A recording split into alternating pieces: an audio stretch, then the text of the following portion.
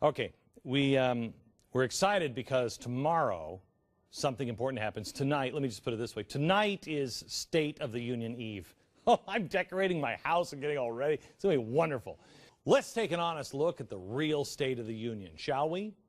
There was a Washington Times op-ed piece. Joseph Curl wrote it, and he noticed that since January 20th, 2009, unlike fellow Democrat Harry Truman, the buck never seems to stop with Barack Obama. It stopped at George W. Bush. That's where it stopped. And Congress stops there. Despite Obama's challenge on July 14, 2009, to give him the responsibility. I love these folks who help get us in this mess and then suddenly say, well, this is Obama's economy. That's fine. Give it to me. We did. My job is to solve problems, yes, not to stand on the sidelines and carp and gripe. Okay. Then he should stop carping and griping because he asked for it. We gave it to him. He has never once accepted the responsibility. Never. Not once. The blame always lies somewhere else.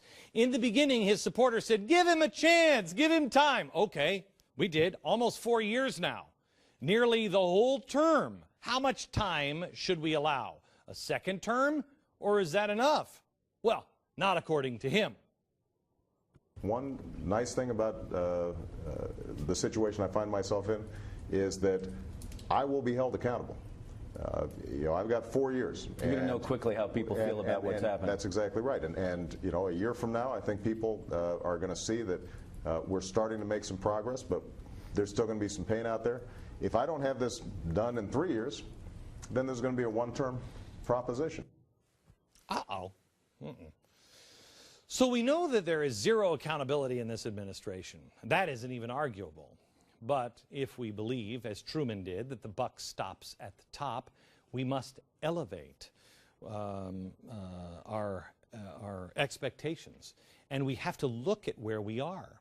And as Joseph Curl points out, here's the real State of the Union.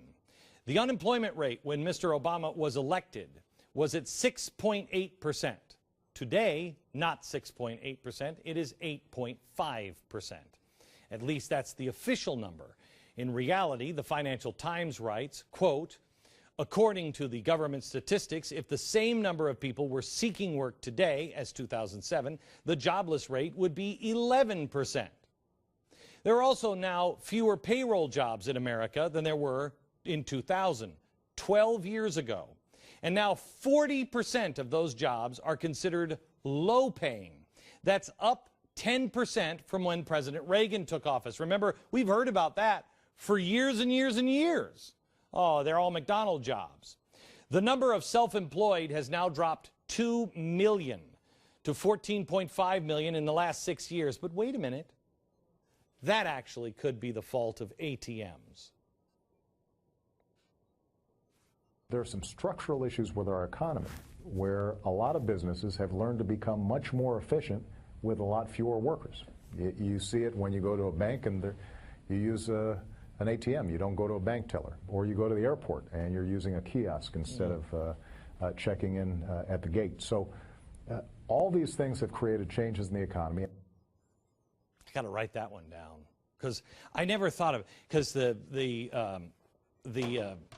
ATM thing, I forgot. By the way, I told you I threw my back out picking up a pencil.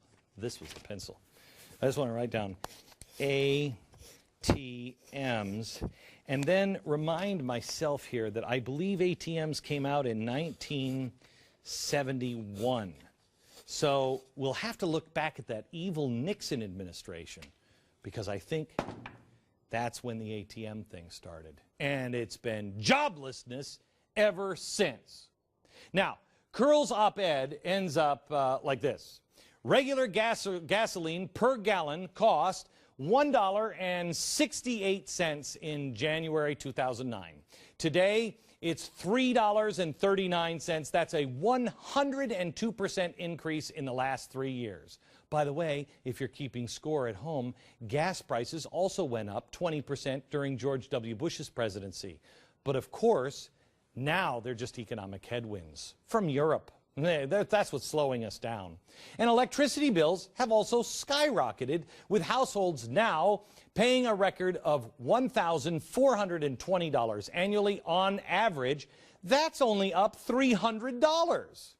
But now, this is very good news for Obama, because this is a campaign promise that he has actually fulfilled.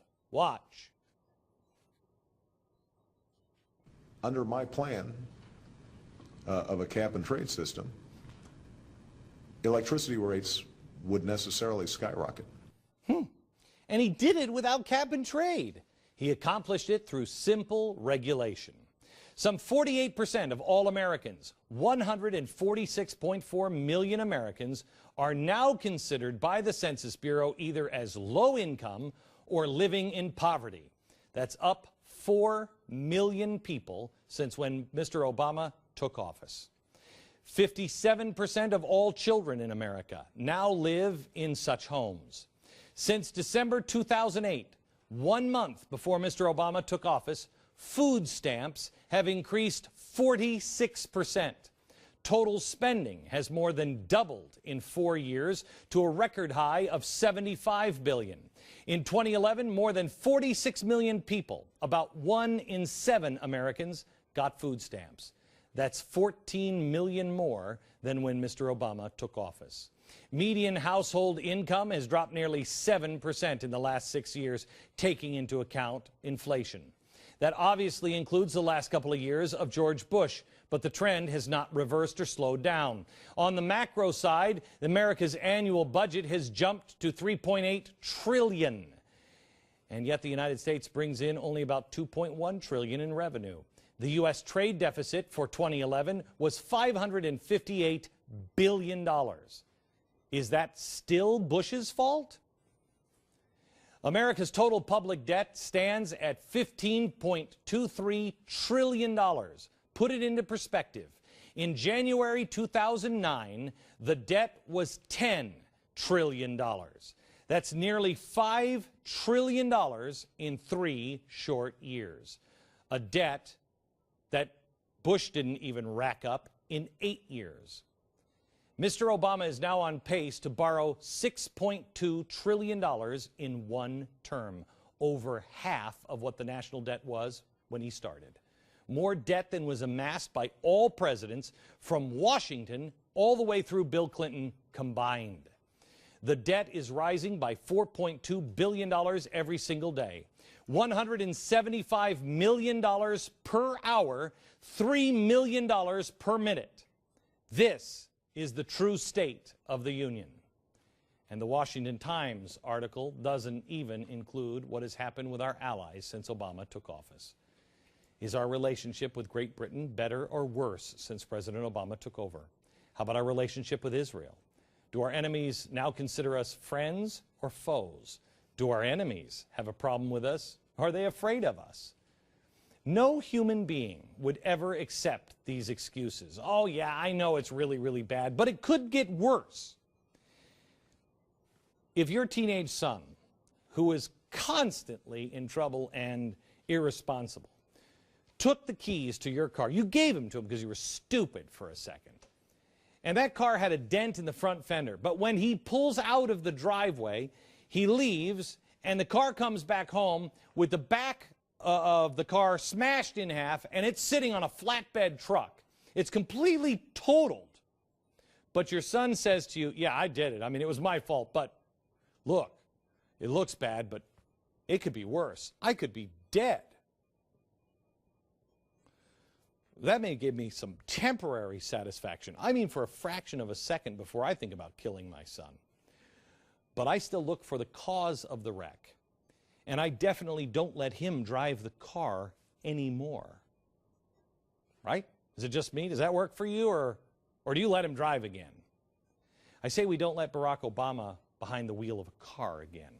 He took the country out for a spin for 4 years. He has slammed it into every bridge abutment. Every bridge abutment that's been built since Genghis Khan. The State of the Union sucks. But all we need is a new driver.